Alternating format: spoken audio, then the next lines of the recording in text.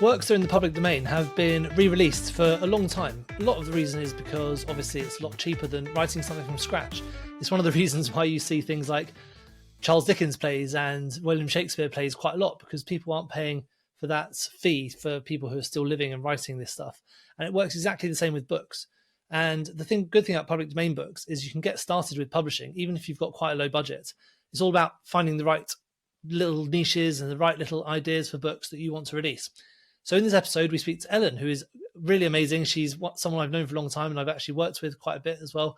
And she's going to go through the exact process for you to start publishing public domain books all by yourself. Hi everyone, and welcome to the Publishing Performance Show. I'm here with Ellen Erikson, who is a publisher of over 30 books, both self-authored and also in the public domain. So thank you for joining us, Ellen. No problem. Thanks for having me. So today we're going to be talking mostly about public domain books. So could you just tell us a bit about what public domain books are? Yeah, public domain books are books where they are so old that the copyright has expired. So it means that they are free for us to use however we want. And you can see this by, for instance, theatre groups putting up Shakespeare plays, for instance, because those are in the public domain. And the same way as publishers, we can actually take these old manuscripts and we can update the formatting, have a fresh front cover, and then publish them as a new edition so that we keep them alive. Right, okay. I didn't know that about theatres. That makes sense because my brother's an actor and he was always complaining about how much it costs to put on performances. And I was like, what's the cost? But obviously you're also paying the writers. I didn't even think about that. Yeah. Because you see, like, for instance, Romeo and Juliet, there's so many different films based on that story as well, right? So films are also made based on these stories and characters that are now in the public domain.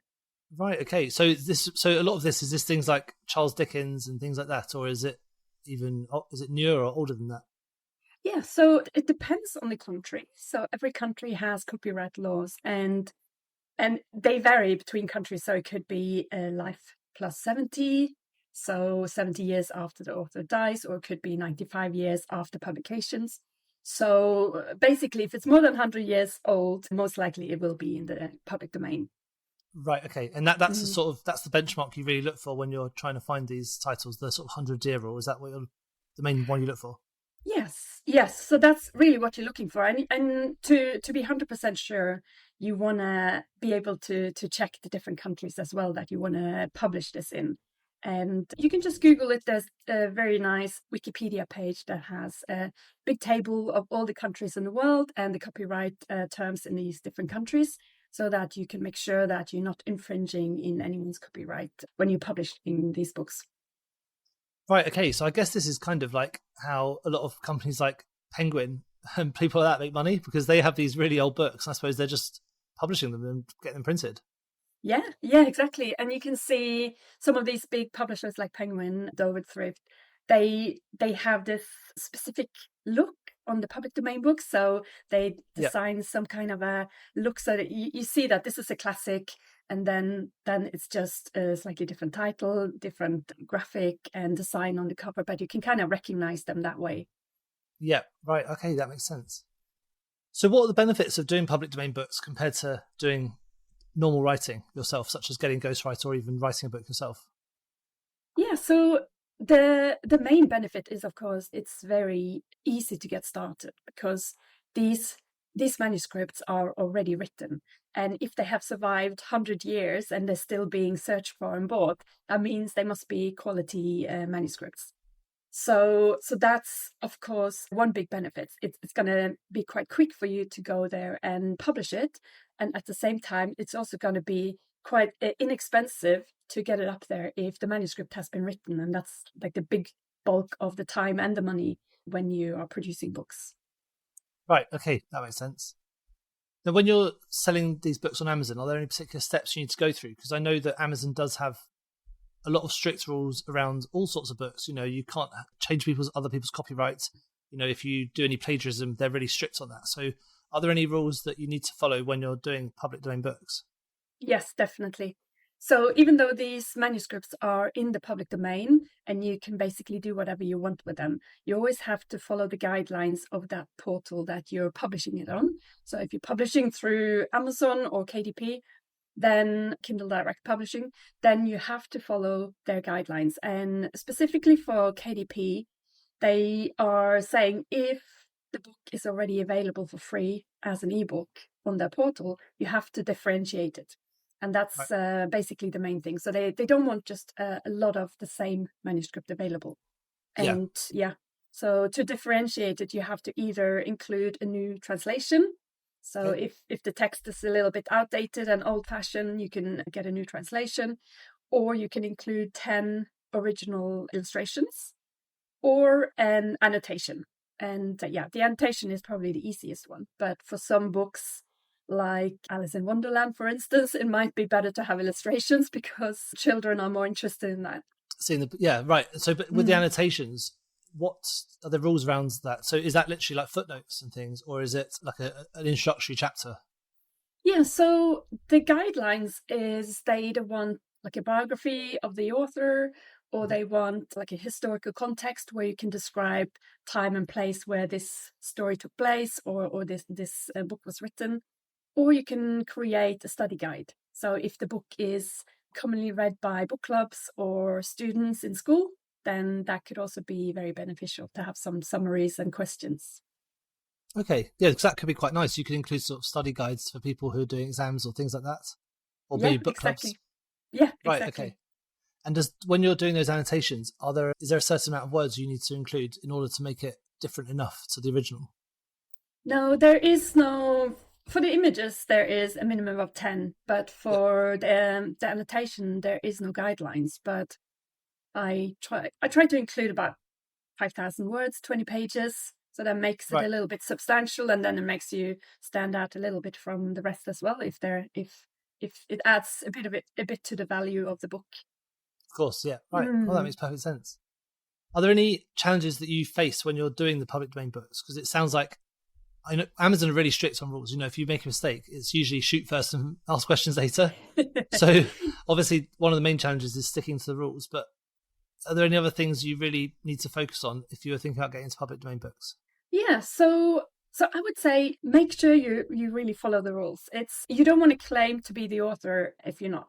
And if you're publishing these public domain books, then the original author needs to get the credit. And also, if there is an original illustration artist that has been working on it, then you also have to give them credit. Also, if it was translated, then you also need to give them credit. And don't try to add an additional author. You can have an additional contributor if you wanted to. If you wanted to add like a foreword or anything like that. But make sure that you're not claiming any rights for something that you haven't done. I think that's definitely the main thing. And another thing, so if you commission a translation as well, even if Sorry, I was going to say, if you commission a translation, would you put the name of the translator in there, or would you say that that's you who's done the translation because you've commissioned it? Yeah, so there's two sides. If for instance the public domain book was an old Greek philosophy book, and it was translated way back, and even the translation is in the public domain. Right, yeah. Then you're publishing republishing a translation, and you have to mention that old translator that translated it. If you're getting a new translation, then of course you can either put the translator's name or pen name for that or for that person. So that's also fine. Another important thing to think about is even if the book is in the public domain, there might be elements that has been copyrighted and trademarked. So, for instance, when thinking about Winnie the Pooh, for instance, it's in the public domain, but the actual character, Winnie the Pooh with that red jumper, Disney one, it's trademarked and it's owned by Disney. So when you go online and you see those public domain books that has been published, they don't wear that red jumper because the original Winnie the Pooh book, the illustrations didn't have that red jumper. Yep. So so you really have to think about is there something else that might have been trademarked in relation to this story as well? I always wonder why Winnie the Pooh wears a top but no trousers.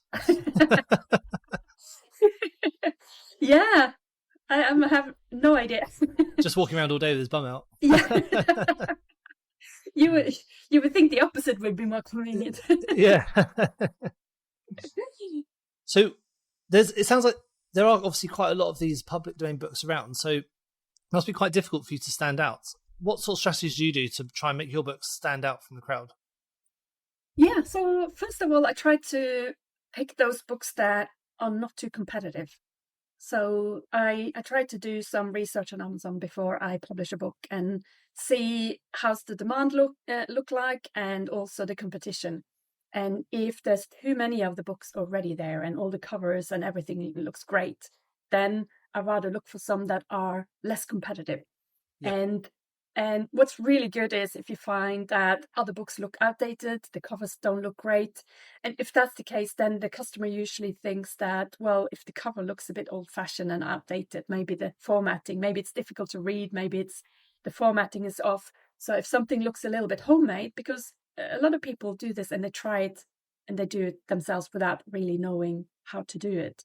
So those niches where those public domain books look a little bit homemade can be a really good opportunity for professional publishers to go in there and make a really nice cover and a good formatting, because these are classics and people want to have them in their shelf. They want to buy them as great gifts, so they don't mind paying a little bit more to get a really nice cover. And you could also do like some of the big publishers do, get a nice cover design going and have that across a lot of classics and kind of make a series of classics. Yeah. And then people would come back to you to buy those other ones because they look nice next to each other in the shelf. Or especially if they like your production, that they like your books, they see, oh, they're easy to read, well formatted, they are professional, then they know that if they come back there, they might find some other good classics they want to read. Yeah, okay, right. So it's more about sort of that design, making it all stand out, building a series of everything that works together. I can see how that would work. So, yeah, if I think about the penguin covers, I love those designs. I really like. If I see a book like that in a secondhand bookshop, I'm much more likely to buy that one than I am to buy, one of the more modern ones that's got a sort of a 17th century painting on the front. Exactly. Okay, nice. So when you're doing, obviously Amazon has quite strict rules about doing the marketing and advertising as well. Does it also have strict rules for advertising the public domain books? No, you can still publish. You can still advertise them. That's not a problem. It's probably slightly more difficult to do the brand advertising because you don't have control over that pen name, if you know what I mean. So then you would probably have your own publisher included that does the annotation, if you know what I mean. Yeah. But yeah, advertising is fine. The only thing you have to think about is when you choose these public domain books as well, if they are too competitive and overflooded, if there's too many of them, then you have to look at the price point of the other competitors as well, the other competitors' books, because you want to make sure there's enough margin that allows you to advertise. And I think in terms of keywords, in public domain books makes it really easy because people are looking for the titles and these people's names, the author names, because they are famous. So it becomes makes the keyword research really easy. So you can focus the advertising on those main keywords leading straight to the book. So right. So you wouldn't necessarily use a tool like Publisher Rocket or something like that to find different keywords. It'd be mostly focusing on people searching for the name. Or so, for example, with like Oliver Twist, people would search for Charles Dickens or Oliver Twist, but they probably wouldn't search for stories about a homeless child. Exactly. The ones that are related to Oliver Twist or Charles Dickens would be the ones converting the best because people are looking for that specific book. But you'd be surprised, there are probably some of the famous books, there are so many variations of the title, the subtitle, author name, and then combination of the ones. And sometimes people write it incorrectly or they just shorten it if the title is long. So there could still be quite a few 10, 15 keyword phrases coming up. That is good. Right. Okay. And when you're doing your advertising, do you use any of the tools like publishing formats, for example, to help you with your advertising? So that's one tool that I'm looking into. So I'm going to start using it now for my next few books. Yeah, because it does take time to do all this advertising. So Yeah. If there is something that can be done passively in the background, then definitely interested to outsource that. Yeah, 100%. Mhm. Now, when you're creating the public domain books, are there any like pitfalls that you've seen, or have you come across any like mistakes? Like, have you ever published a book that's not actually in the public domain, for example, and fallen foul of that 100 years? I haven't done that, but I know some of my students have published something that they thought were in the public domain, but then the translation wasn't. Right. So then the translation was from a newer date, even though the original work was published a long time ago. So you really have to make sure that when you check the publication date for the original manuscript, you have to see that is that the same version that I'm now trying to publish. So that you're not trying to publish then a new version of it, which might not be in the public domain yet. So how do you know if the translation was newer?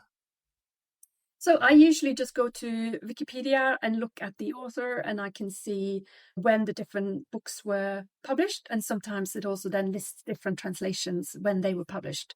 But if not, then you can also look at the place where you download the manuscript from. So a lot of us go to Project Gutenberg to get these free public domain manuscripts, and it usually lists the year that it was actually published. Right. So that's what I was about to ask next. So where do you find these manuscripts? Yeah, so Project Gutenberg is a really good place. There's lots of volunteers that are digitizing these books, and they put them out there for us to read or publish.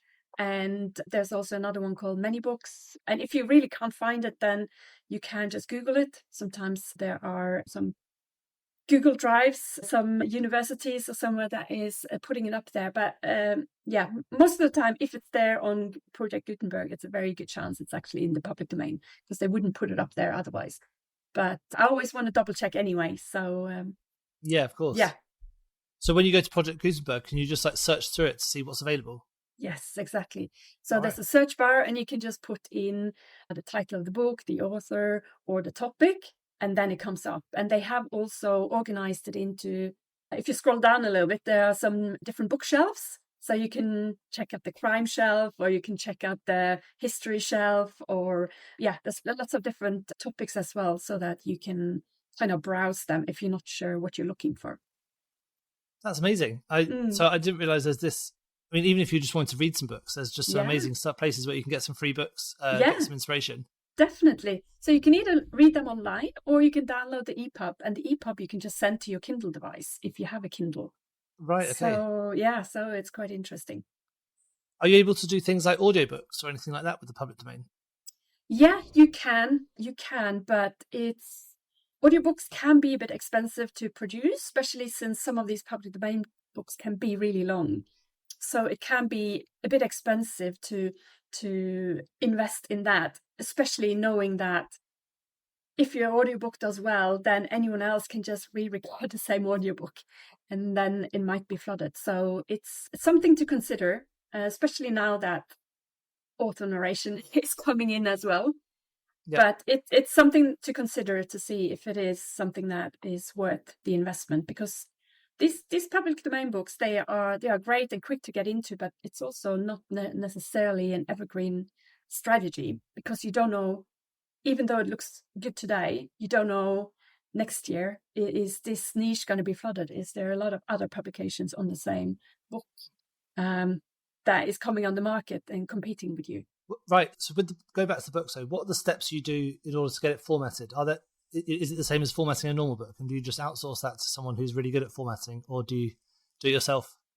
Yeah, so you can do either. So once you download that old manuscript, you just want to combine that with whatever you're adding, whether that's either translating that old manuscript, adding images, or adding annotation. And those elements, you want to give that to a formatter, and they can format it for you. You can also do it yourself, but some of these old books can be quite complicated, depending on the quality of the file that you're downloading from Project Gutenberg. But yeah, you can also do it yourself, but it can take hours. Yeah. Some of them have lots of footnotes, and some of them are not sometimes you have to go into every line and remove and enter because they don't flow almost like a PDF. So it's worth getting someone to do it properly. How much does it usually cost to get your formatting done? Again, for public domain books, that depends a little bit. So often they will ask you, the formatter will ask you to see the actual manuscript, because the state of it, they don't know how easy and quick it will be to do this. And also it can be like 800 pages. So, but yeah, normally it shouldn't be too much. Yeah, a couple of hundred maybe, but it really does depend on how much work it is. Could be even from 50. So $50. Yeah, from 50, but it could also be up to a few hundred, depending on the quality of the. Yes, right. Exactly. So if a book is 800 pages long, obviously if you're using KDP, the printing costs are going to be pretty high. It's going to cost like $10 to print it even in black and white or something like that. Yeah. So what's the does public domain books have different royalty rates, and how do you factor that pricing in? Is there any tools you use to do that? Yeah, so public domain books published through KDP, you get 35% royalty on the ebook and 60% minus print cost on the printed books. So the printed books are the same as the other books, the nonfiction. Yeah, so that's no difference there. But talking about that print cost, I do try to find those books that are short. The ones that have a few hundred pages, they are a lot more difficult to make profitable. You have to make sure that the competitors charge quite a high price point and still then leave a margin for you to make it profitable. There's also another thing. A lot of the time people do like to buy hardcover copies of these public domain books. And for KDP, I think the maximum page count is then 500. Can't go over 500. Right. So if you want to have a hardcover, then you do need to make it fit into there. Right. Yeah. Great. Wow, that's so much information there. I think there's so many things to take in. If people do want to start with public domain books, where's the best place to start? Is it Project Gutenberg and just have a browse? Yes, definitely. Have a browse. Also check on Amazon and see what's out there, see what people are buying, see what other books are out there. And sometimes if there's too many versions of one book and it just looks too competitive, one thing that I do, I go to Wikipedia and I look up that author, because that might be an author that I really like and I love that book, but it just looks too competitive. So then I might go to Wikipedia and look up that author, and I might see, okay, so what other books do that author have? And they might have 10 other books. So then you can look up those books and see, maybe some of them are less competitive, maybe some of them are, the demand might be too low, but there are some in between that will be just right. Right, okay. Great. Well, that's really good. That's amazing tips, really practical. People can go straight away and go and start looking at that straight away. Thank you. Yeah. So what? Yeah, I mean, another thing as well is you can just go and Google classic books, best classic books, best old classics, and you get lots and lots of blog posts and articles describing all these old books that are worth looking up. So that can also be a good way to think about these if you can't think of them on the top of your head. Nice. So what are your plans for public domain books now? Have you got any in the pipeline? Yes, I have. I have actually one that I was hoping to publish yesterday, but it's going to be probably this weekend. Right. Still some tweaks. So yeah, I have a few public domain books coming. Nice. So yeah, I do them in between my other books. So I think they are, I think they're nice and easy and quick to put out there. And it's good to also, I don't know, make them available and keep making them available for customers moving forward. Yeah, definitely. Yeah, it's great to keep those old books alive so that people can then carry on reading them later on. Yeah, exactly. Yeah, definitely. Yeah. Well, thank you so much for coming on today. That's been really helpful. I think people can basically just take this episode and go and run with it straight away. It's been 100% practical advice, so thanks for that. No problem. Thanks for having me. No problem. So just before we go, we've got one final question. That's, what book do you recommend that everyone should be reading at the moment? Yeah, so I'm going to say go to Project Gutenberg and look for some very obscure books. And these are not necessarily the books that you want to publish because people don't know about them. But there's so many stories that are there that have been forgotten. And depending on what you are interested in, just search for your topic and see what's there. I was searching for some survival stories or personal memoirs. Want to hear someone's story, something that people had gone through. And I found a book from a woman that had been captured by the Indians and kept captive, and she had written a book about that. There was another one that was on the opposite angle, where Indians had been captured by the colonists. I found another one where there was a person from the village that had written a book about when the Vikings came to England. So there's all these your ancestors. Obscure books that no one knows about. Yeah, it's my ancestors. Yeah. Found that very interesting. Wow, amazing. So go and find something obscure and just read something new. Yeah, definitely. Yeah. Brilliant. These are old stories, and yeah, just a new way to learn some history.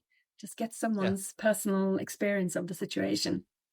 Brilliant. Well, thank you so much, Ellen. It was great to chat to you again, and we'll see you soon. Yeah, no problem. Thanks for having me. Thank you so much for tuning into the Publishing Performance podcast. I really hope you found today's episode inspiring. I love chatting to authors, writers, and people in the publishing world. Now, just before we wrap up, let me tell you about Publishing Performance, the #1 platform for authors who want to increase Amazon book sales, but are not really sure where to start. Now, this show is all about helping you to sell more books. And if you're looking to boost your publishing game and to maximize your book's potential on Amazon, then Publishing Performance is designed to help authors just like you to grow your readership and to reach a much wider audience. Now, I know that Amazon ads can be slightly complicated, which is why Publishing Performance is like having a personalized ad account manager to create your ad campaigns, to choose your best keywords, and to make adjustments in real time. Now, if you're investing in ads, you really want to make sure that your investment is being used effectively, and Publishing Performance does just that. It aims to make your budget go further, improve your organic rank, and target keywords more effectively. Just go to publishingperformance.com to get started with Amazon ads for just $1.